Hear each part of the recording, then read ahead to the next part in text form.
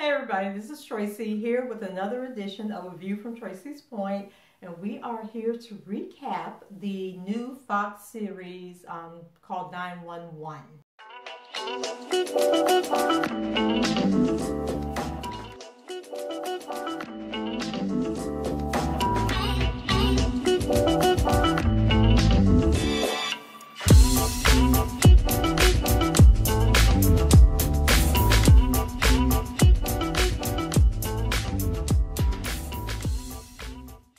So it aired last night at 9 o'clock. It followed, they brought the X-Files back. I was never a fan of the X-Files, so I didn't watch it, but I did think it was interesting that they brought that back. And then there's another show, Will and Grace, I think it is, that's also coming back on the air. And I totally forgot to watch Grown-ish, so I'm going to see if I can bring it up on an app or something so I can look at that, and if I like it, then I'll recap it. But right now, we're going to do 911. This show had me on the edge of my seat, and I don't like violence or anything, but I was just like, oh my God, muting the TV and everything else. It was so crazy. And I don't know if the show was really, really good or if it was just that it was so fast-paced and there was so much going on.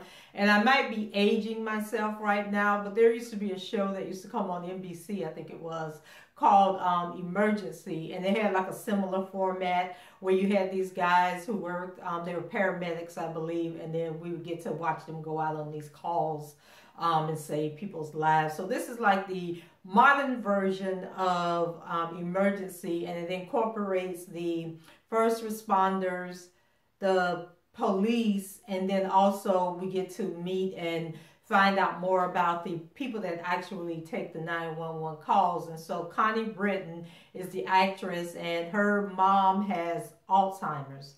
And so she has to leave the mom home alone while she goes to her job as a 911 operator. And one thing I thought was so interesting that she said was that, you know, they're on the phone with these people.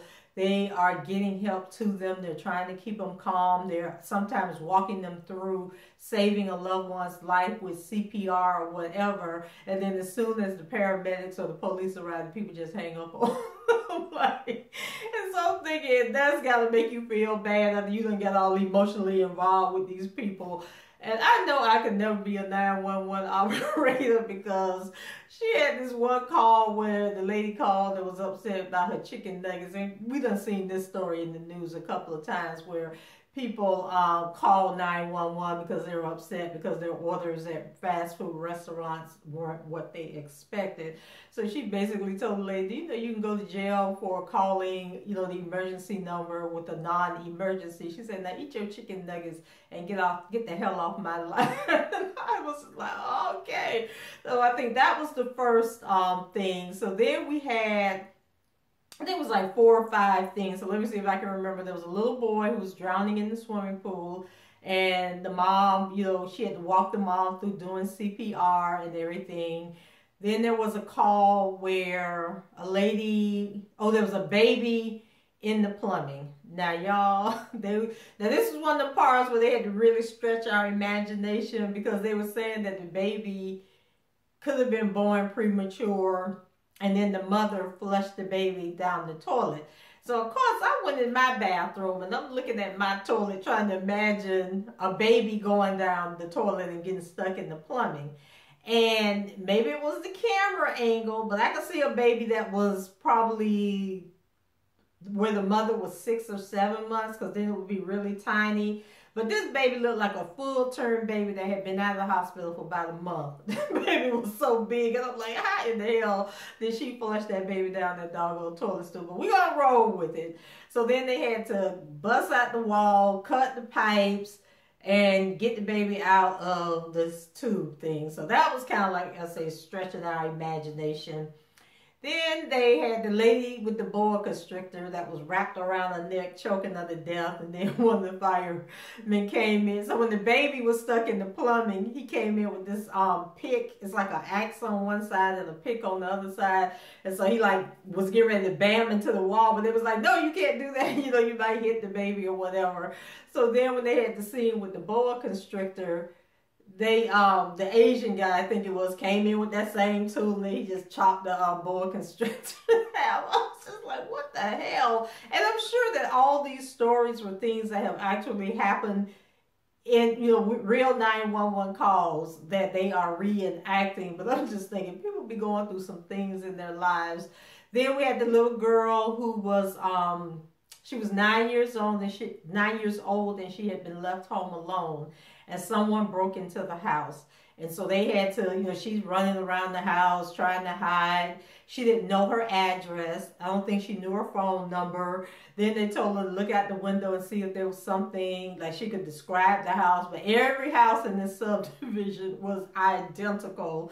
Then the name of the street, there was like multiple areas within the 911 call reach that had the same street name. It was just a hot mess. So the guy, one of the firefighters, who I'll tell you his story in a minute, he was called out to the scene to try and find the girl. So their thought was that they had kind of narrowed it down to which area she was in, because I think she told them what city she lived in. So they narrowed it down, and they had him go drive through the neighborhood with the sirens going, and then the Connie Britton, you know, she would be able to hear the sirens over the phone when he got closer. So they were able to find the girl. Angela Bassett is in this show, and Aisha Hines is the other one. So I'm just waiting for it to unfold. And so Angela Bassett is a police officer, and she shows up and goes in the backyard. The two guys end up leaving because the 911 operator says, you know, I can help you get free. I just need you to leave the little girl alone. So she's telling them how to get out the house and to jump over this wall. And they were so stupid that they tried it. But of course, Angela Bassett was by herself, and she was able to apprehend one of them. And I'm sitting there saying, now, would that have happened in real life? Like, would one police officer have shown up? And this is the thing that be bothering me about some of these new shows, because where I live at, if you call the police and say somebody done broke in or whatever, it's going to be multiple units are going to show up at one time. So I didn't understand why Angela Bassett was the only one that showed up to the scene. And even after they apprehended both of the guys and worked to, you know, her and the firefighter worked together, you know, to flush the guys out and everything, I don't think we ever did see any more police officers show up. So the more I'm thinking about this show, like, I was caught up in the moment, but the more like I'm talking about it now, I realize it was kind of bad writing on the show. I think that was all the things that happened on the show. So now let's get into the characters. So there was this one young guy who, he was a hoe. Like, he was sleeping. He would take the fire truck and be having sex with the people in the fire truck. And I think there's a disease for what, well, not a disease, but there's a formal name for people like him. So basically, he hooks up with the people that they have saved. So he go back and have sex. So he had sex with the one girl in the truck. Then when they saved the lady that had the snake wrapped around her neck, he went and had sex with her. So his boss caught him and was basically telling him, we have GPS in the truck. What makes you think that you can just take the truck and go do what you want to do? And so he ended up firing him, saying he was immature. He didn't know what he was doing. But then when they had the scene with the little girl in the house, the rest of the fire station was out on a call. And so Aisha Hines said, well, he was back at the firehouse dragging around trying to clear out his locker. So let me call him and let him take the truck and go do what y'all need to do. Once again, y'all in California, I think it was, why was there only one fire station? Because y'all could have called multiple fire stations, because once again, where I live, we have a fire station that's to the east of me and a fire station that's to the west of me, and they're about equal distance. So I'm like in the middle, and actually the one that's west of me might be a little further along. But when I tell you a call comes in, both fire stations responded. 2 and 3 the big fire trucks, 2 or 3 paramedics, the ambulance, everything is converging on whatever's going on in the area. So I'm thinking, once again, poor writing. I wasn't paying attention because I was caught up in the moment. So the focal point of the show for me, the part that might be a deal breaker for me. So Angela Bassett is married to what's his Rockmond Dunbar. Used to play Pookie on the game, and then he played in oh God, he was on another show. Was it The Rock? I can't remember if it, no, Soul Food. Remember he was married to,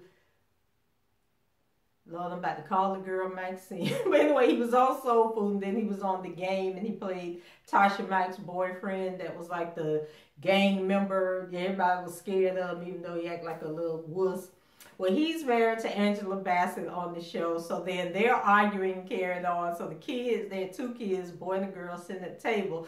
So they was like, they were having parent day or career day or something at the school, but they didn't want both of their parents to come. They only wanted one of the parents to come because they said that they're always fighting and they didn't want the parents to invite them. So then the little boy say, well, are y'all getting a divorce? And so then Rockmond say, no, we're not getting a divorce. And then Angela Bassett was like, look, now we talked about this. We ain't getting ready to talk to the kids right now. So he was like, no, this is the best times they'll talk to the kids. Child, why did he go and sit his butt down and grab the kids' hands like they about to have prayer together and then tell them doggone kids that he gay? I was just like, what in the hell is wrong with y'all? Why is it? One thing we know about Hollywood, every white woman is a victim of sexual allegations, and every black man is on the down low. That's how Hollywood views it. Like, can we have a TV show where the black man is not gay, the black man is not on the down low? Can we have the black family with a mother and a father and the kids who are happily married and all is good in the neighborhood? Like, why is this always the tension in the black family? Why are they trying to portray our black men as always being gay? I don't get it. I really don't get it. And the reason I don't watch a lot of like the Love and Hip Hop and all of that is because they just make such a mockery of the whole homosexual thing. It's like gay people want to be treated the same as everybody else, but everybody else out there isn't allowing Hollywood to just make them. And I think I brought this up on the Housewives, one of my Housewives of Atlanta recaps, is like, why are gay people used as props? Why do they have to be so outlandish and over the top? Like, why can't they just be people like other people? And maybe I'm wrong for that, but that's just the way I see it. So I was very disappointed in the show that once again we had the black man that has to be the gay character. So back to the storyline. So he tells the kids, of course the kids are upset, and they're basically like, we don't want you coming to the school. We don't need this nonsense. They can't believe, that their dad is doing this. And so we find out that he tells Angela Bassett that she knew he was gay and that she was a 37-year-old woman that was afraid that her eggs were drying up. And so she did what she had to do because she wanted to be married and she wanted to have kids. And I'm just like, really? So that's how y'all gonna portray black women now, that we so desperate that we gonna turn our head from the fact that we know this man is gay, but we so desperate to be married and so desperate to have kids and to have this little cookie cutter life that we're willing to overlook the fact that the man is gay just to be married. Like, really? Is that where we're going? And then I was so pissed off because throughout the show, she was like very aggressive, very, like didn't take no crap. Her and the guy that was sleeping with the victims, they got into it. She was threatening to fire him. But then when she was dealing with Rockmond, her gay husband, she was just like a totally different person. And then at the end of the show, she had called and he was at the house sitting out on the patio sipping tea with his legs crossed like he have a care in the world. I'm sitting there saying, okay, what you're not going to do is tell me that you gay and think you're going to still be up in my house. He talking about, yeah, well, I wanted to be here when the kids got home and cooked dinner for them and all this. Are you going to be joining us for dinner? No, I'm not gonna be joining y'all for dinner because I need you to be gone when I get home. But okay, we back to the TV show. That's what I would have did. But then she was just like, yeah, I'll be joining y'all. And I just like, in what damn universe did this conversation happen? Like, in what universe did this man tell his woman he was gay? Oh, and then he told her they wasn't getting no divorce. Told the kids wasn't gonna be no divorce. I said, so you just gonna be gay and married, and what y'all gonna do? Like, you're not gonna fulfill your urge to be with another man, or she just got to deal with you? I'm just like, if y'all go somewhere, sit down with this nonsense. But anyway, child, that was 911 on Fox. So I'm gonna give it another episode or two until we get some resolution to this whole gay down low husband situation. But if it goes in the direction that she's going to be accepting of him and they gonna work it out, and I'm not even gonna be there for it. So guys, let me know what you thought about the show. If you watched it, if you plan on checking it out, leave your comments below, rate the video, subscribe to the channel. If you haven't done so already, share the video. And until the next time, I'll talk to you guys later. Oh, and Happy New Year. Bye, guys.